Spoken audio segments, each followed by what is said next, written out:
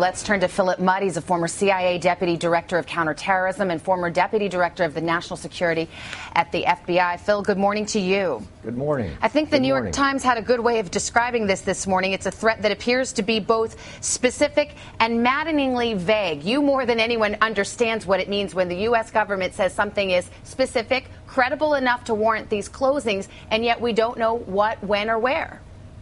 I think when you look at terror plots, you have to look at both the information, do you get information on time and place, and the source. I would focus more on source. Is the source, for example, an intercept, an informant in the organization credible? If the source is credible, regardless of whether the information is vague, you're going to take it very seriously. But now what? Because as we understand it from hearing lawmakers who've been briefed on this was gotten from an NSA intercept. Wouldn't those folks who are planning this kind of operation then go underground? I think there's a possibility they will. Look, the only resolution to a threat like this is taking the operatives off the battlefield. We may throw them off their game with these warnings. Maybe they'll delay for a month or a year. But as long as terrorists like this have started a plot, they will conclude it at some point unless they're taken off the battlefield. I'm sure of it. Do you assume at this point that operatives may well be in place for whatever is being planned?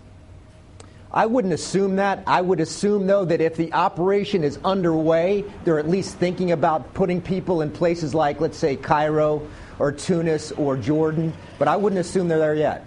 Phil, some lawmakers on the Sunday shows yesterday said that this chatter, this intelligence information, reminds them of the situation prior to 9/11. You yourself were there. What do you make of that comparison?